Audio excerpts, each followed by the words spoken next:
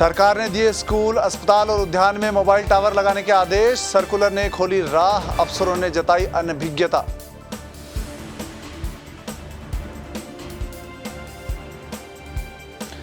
High profile blackmailing मामले में SOG को मिली सफलता। सेक्स रैकेट के आरोपी नितेश बंधु का आज एसओजी कोर्ट में पेश।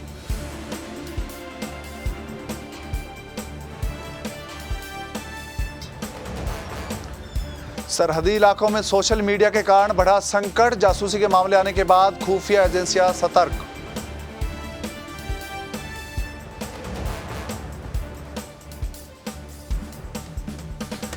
जोधपुर के जेएनयू शिक्षक भर्ती घोटाले में एसीबी ने 70 शिक्षकों को आरोपी बनाया। राज्य सरकार गठित करेगी जांच कमेटी।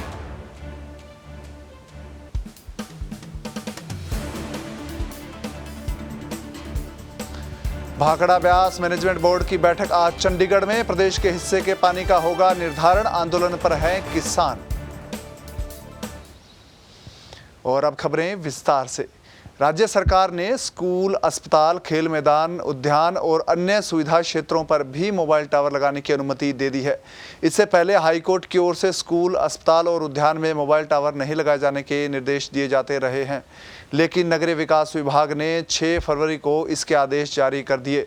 इस संबंध में जब अधिकारियों से पूछा गया तो वे हैरत में पड़ गए। फिर तर्क दिया कि ऐसा गलती से हो गया होगा।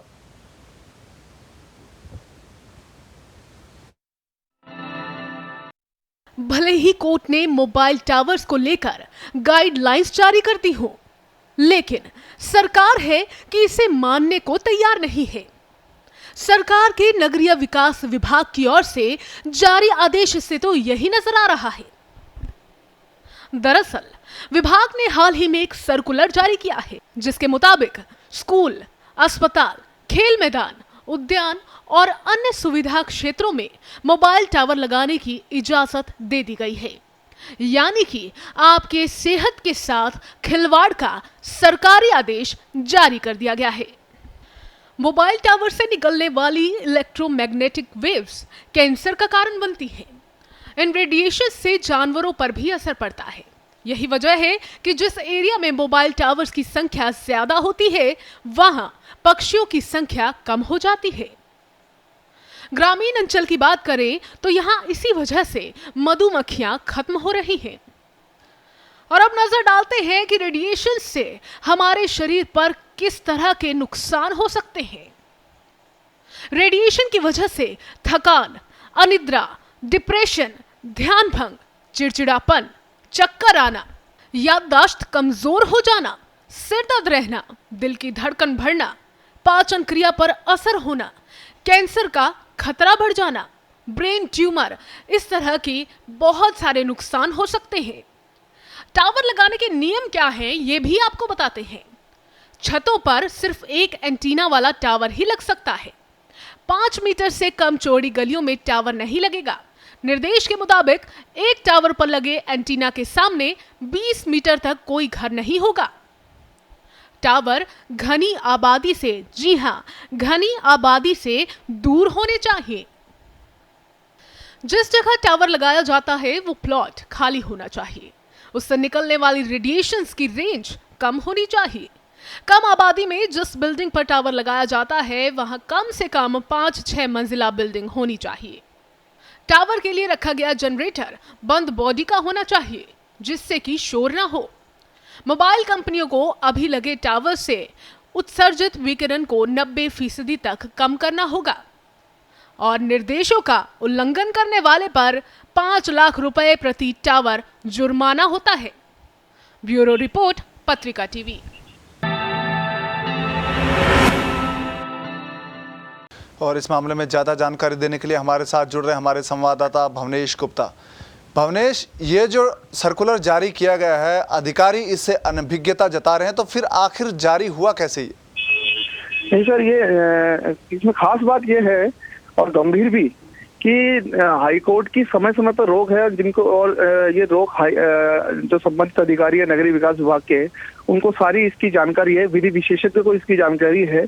इसके बावजूद भी इसे इसमें सर्कुलर में शामिल कर लिया गया। और एक गंभीर बात ये भी है कि नगरीय विकास मंत्री तक को इसकी जानकारी नहीं है। जब इसका मतलब ये हुआ कि अधिकारियों ने मंत्री को भी इससे अनभिज्ञ रखा और हाईकोर्ट के समय समय पर, राजस्थान हाईकोर्ट है और अन्य शहरों के हाईकोर्ट भी समय समय पर ये दिशा निर्देश जारी करते रहे कि स्कूल, अस्पताल, हॉस्पिटल्स, खेल के मैदान, उद्यान, इन परिसर में किसी भी सूरत में टावर्स नहीं लगेंगे। इसके बावजूद भी इन्होंने मनमानी करते हुए इस तरह के आदेश जारी किए हैं। धन्यवाद भुवनेश तमाम जानकारी के लिए। तो इस मामले में साफ है कि अधिकारी अपनी गलती छुपाने के लिए अनभिज्ञता जता रहे हैं और बहाने बना रहे हैं। जोधपुर के चर्चित जयनारायण व्यास शिक्षक भर्ती घोटाले में एसीबी ने 70 शिक्षकों को आरोपी बनाया है। वहीं राज्य सरकार भी इस मामले में कोई कोताही बरतने के मूड में नहीं है, इसलिए सरकार 5 सदस्यों की कमेटी का गठन कर रही है। ये कमेटी वर्ष 2013-14 में हुए शिक्षक भर्ती घोटाले की जांच कर 1 माह में अपनी रिपोर्ट सरकार को सौंपेगी। कोटा विश्वविद्यालय के कुलपति प्रोफेसर पीके दसोरा को कमेटी का समन्वयक बनाया गया है।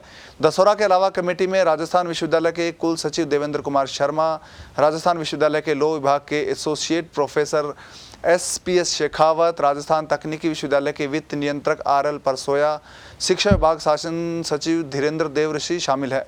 उच्च शिक्षा विभाग के संयुक्त सचिव नाथूलाल सुमन ने आदेश जारी कर कमेटी का गठन किया है।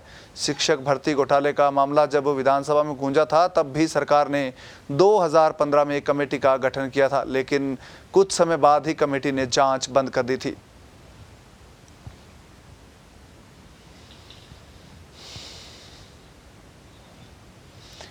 बाड़मेर के सरहदी क्षेत्र के लिए सोशल मीडिया अब संकट बनने लगा है। यहां एक के बाद एक जासूसी से जुड़े मामले सामने आने के बाद जांच एजेंसियों ने नया खुलासा किया है। आपको बता दें कि इसके मुताबिक फेसबुक और व्हाट्सएप के जरिए दोस्तों का हाथ बढ़ाकर पड़ोसी देश पाकिस्तान नापाक हरकत कर रहा है और गृह मंत्रालय ने इसके बाद सुरक्षा एजेंसियों को ज़्यादा सतर्कता बरतने को कहा है। जिला प्रशासन ने भी आमजन के लिए अलर्ट जारी किया है कि अनजान कॉलर को कोई भी सूचना ना दें। पुलिस अधीक्षक सुरक्षा जयपुर ने बाड़मेर कलेक्टर को फैक्स कर बताया कि पाक इंटेलिजेंस ऑपरेटिव्स के झूठे नाम से सेना से जुड़े सूचनाएं हासिल करने की कोशिशें आ रही है। कलेक्टर ने भी कर्मचारियों को हिदायत दी है कि अति महत्वपूर्ण और गोपनीय सूचनाएं साझा नहीं करें। पश्चिमी सीमा पर एक बड़ी समस्या पाकिस्तानी नेटवर्क को लेकर भी है।